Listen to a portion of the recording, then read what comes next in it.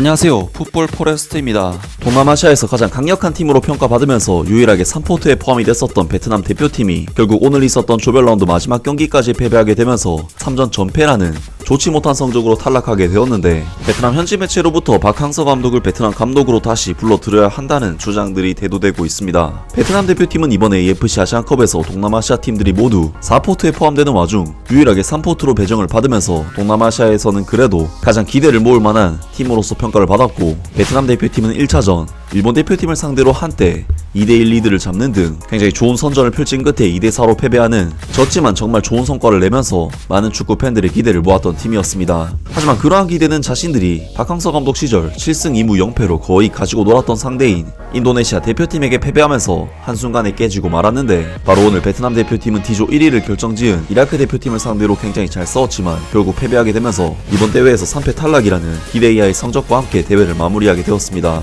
물론 베트남 대표팀의 객관적인 전력을 생각할 때 일본과 이라크를 상대로 보여준 경기는 꽤나 선전을 펼친 경기이긴 했지만, 지난 2019년 대회에서 무려 8강에 올랐던 팀인 만큼 조별라운드 3전 전패 탈락은 정말 충격적인 결과일 수밖에 없는데, 베트남 현지 매체인 사우스타에서는 만약 트루시에 감독이 팀을 떠날 시 박항서 감독을 다시 불러들여야 한다는 주장을 펼쳤습니다. 박항서 감독의 재등장 여부, 트루시에 감독의 앞날은 여전히 큰 의문이다. 하지만 베트남 대표팀의 새로운 인물을 뽑아야 한다면 박항서 감독이 최선의 선택이다. 트루시에 감독과 작별해야 하는 베트남 대표팀에게 박항서 감독이 최선의 선택인지, 그 이유는 무엇인가? 그 대답은 과거 베트남 대표팀이 코치를 어떻게 뽑았는지와 관련이 있다. 고 알프레드 리들 감독은 1998년부터 2001년, 2003년부터 2004년, 2005년부터 2007년까지 3차례 베트남 대표팀을 이끌었고, 2008년 동남아시안컵 우승을 도운 엔리케 칼로스토 감독도 2002년, 2008년부터 2011년 2차례 베트남 대표팀에서 활약했다. 마이득 정은 베트남 대표팀을 3차례 임시감독으로 이끌며 외국인 감독을 기다리기도 했다. 위의 선례들을 보면 만약 베트남 축구연맹이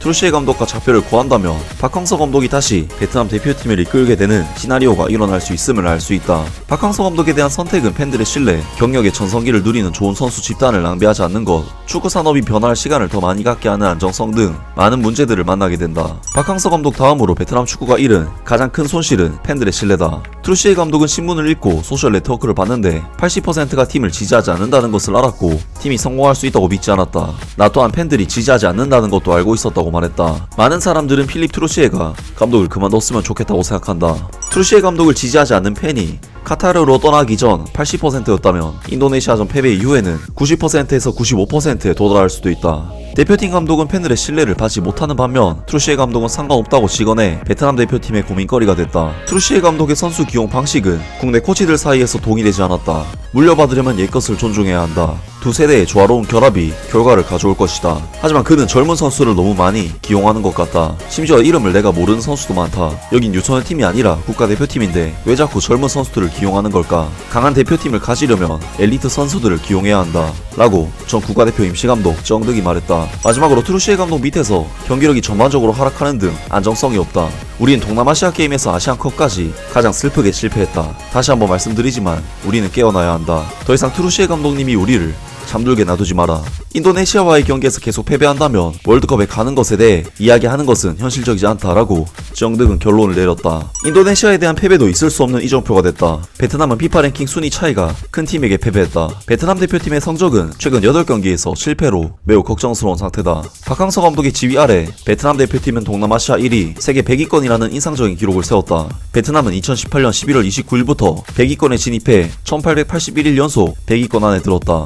베트남은 2017년 12월 21일부터 집계해 2224일 동안 동남아시아 1위를 차지했었다. 1년이 지나면 대부분의 사람들은 트루시에 감독을 평가할 수 있는 포괄적인 견해를 갖게 될 것이다. 이제 2023년 아시안컵 이후 트루시에 감독의 미래가 어떻게 결정될지 지켜봐야 한다 라면서 베트남 현지 매체에서도 이전에도 뛰어난 성과를 거둔 감독들이 복귀한 사례가 많다면서 박항서 감독의 복귀를 추천했습니다. 물론 트루시에 감독이 박항서 감독보다 못한 감독이라 단정짓긴 어렵고 일본 대표팀을 상대로도 상당한 선전을 보여줬지만 결국 아시안컵 8강이라는 대업을 달성한 박항서 감독에 비해서는 결과적으로 턱없이 부족한 성과를 내고 말았는데요. 정말 베트남 대표팀을 이끌고 아시안컵 8강, 월드컵 최종 예선 진출이라는 업적을 달성한 박항서 감독이 새삼 대단하게 느껴지는 이번 대회였습니다. 아무튼 오늘 영상은 여기까지고요. 영상 재밌게 보셨다면 구독과 좋아요 그리고 댓글 부탁드립니다. 감사합니다.